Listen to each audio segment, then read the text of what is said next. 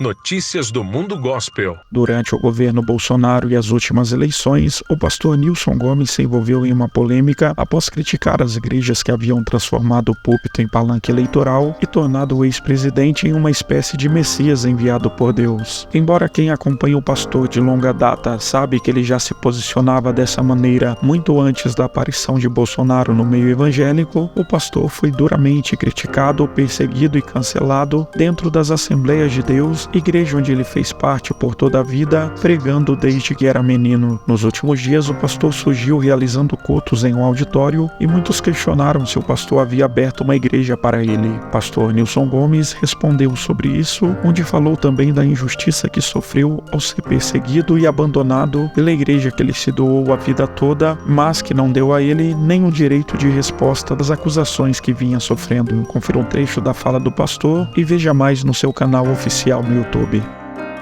Hoje, domingo, dia 8 de outubro de 2023, está exatamente hoje completando exatamente um ano que eu fui bombardeado pelas mídias sociais, fui xingado, humilhado, maltratado de todas as formas possíveis, inclusive sob ameaças de morte. Recebi ameaças de morte, de gente que se diz pastor, de gente que se diz carregar a Bíblia e pregar o Evangelho. Fui absolutamente ignorado pela igreja do qual fiz parte minha vida toda, desde menino, desde criança, onde meus pais congregaram, meus avós congregaram, minha mãe ainda congrega ainda hoje, irmãos. Fui absolutamente ignorado, um ano exatamente, sem nenhuma resposta de absolutamente nada, sem nenhum cuidado de absolutamente ninguém, tratado como leproso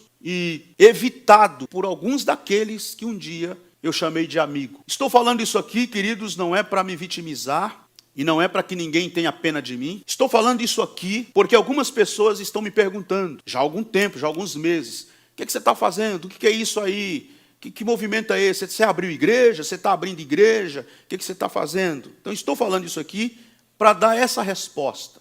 Para dizer que diante do silêncio, diante da omissão covarde de quem poderia e deveria me estender a mão, me defender, diante do silêncio covarde de quem poderia e deveria me dar pelo menos o direito de me defender, me dar pelo menos o direito de me pronunciar a respeito. Eu não vi outra alternativa diante do cancelamento, diante dos xingamentos, diante dos chutes, porque fui chutado da maioria dos púlpitos das igrejas evangélicas neste país, de gente que me conhece, que sabe quem eu sou, nunca me viram envolvido em escândalo algum, em problema nenhum, sempre entrei e saí com dignidade, com respeito, com ética, com moral, diante de grandes e pequenos, diante de Deus e dos homens, diante do céu e da igreja de Cristo. Então, diante disso, eu não vi outra alternativa a não ser começar a pregar na sala da minha casa, do meu apartamento.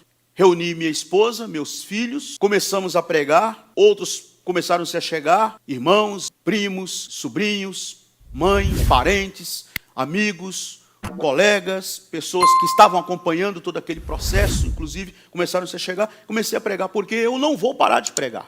Minha infância, gastei a minha adolescência inteira na pregação, casei, constituí família, cheguei na idade adulta na pregação do Evangelho, pregando o Evangelho, e agora sofro esse bombardeio, esses ataques, e sou tratado como se eu tivesse cometido o maior pecado do mundo, que mesmo que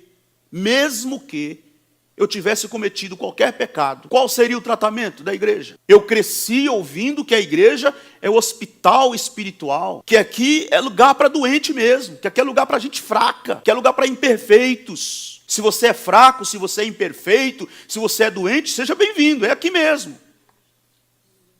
Estamos aqui com as nossas fraquezas, com as nossas imperfeições, com as nossas limitações. E qual é o papel da igreja, qual é a missão da igreja? É cuidar do caído. É cuidar de quem está fraco, ainda que estivesse em pecado. O papel da igreja e daqueles que estavam principalmente próximos a mim, pastores, colegas de ministério, pseudos amigos que estavam em volta de mim, que se diziam amigos, era ter cuidado. Mas não. Palavras de baixo calão eu ouvi, palavras horríveis, de ofensas pesadas, que eu não quero repeti-las e não vou repeti-las aqui hoje. Mas o que foi que você fez, pastor? O que foi que aconteceu? Por que fizeram tudo isso? Você não sabe, se você não acompanhou, deixa eu te falar. Não é de hoje. Não só eu, todos minimamente antenados, minimamente capazes de pensar, de fazer qualquer leitura possível, tem observado que não é de hoje que o movimento evangélico brasileiro, que a igreja evangélica brasileira, vem flertando com a política partidária, com a militância política partidária. Porque nós precisamos eleger dos nossos.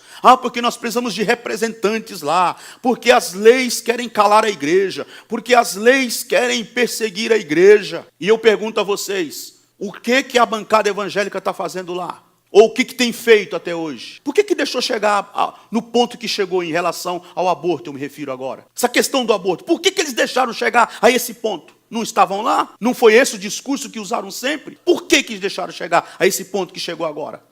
Não era esse o discurso? Não dizia que estavam lá para defender a igreja? Por que chegou a esse ponto? Por que eles deixaram chegar a esse ponto? E vou repetir o que eu tenho dito. E isso eu não disse agora, eu não disse ontem, eu não disse o mês passado. Isso eu venho falando desde lá de trás.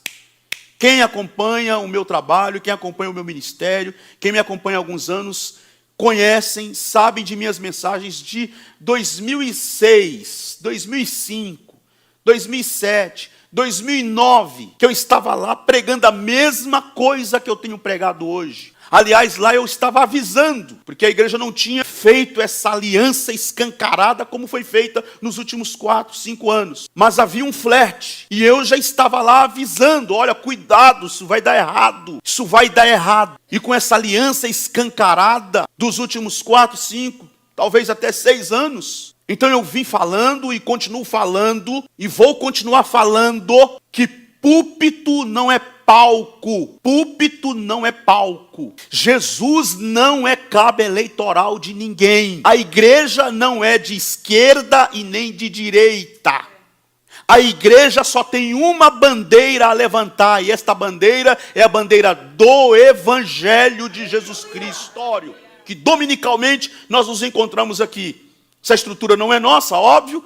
A estrutura aqui já é uma estrutura pronta, a estrutura aqui é um prédio, para quem não sabe, para vocês que estão acompanhando a gente, que acompanham a nossa transmissão, isso aqui é um prédio comercial. E aqui nós temos esse auditório aqui, e esse auditório é para os empresários, os executivos, eles fazem conferências aqui. Então nós conversamos com a administração, e eles alugaram para nós os domingos, que os domingos não tem nenhuma atividade comercial, nenhuma atividade das empresas aqui desse prédio, é um prédio enorme aqui.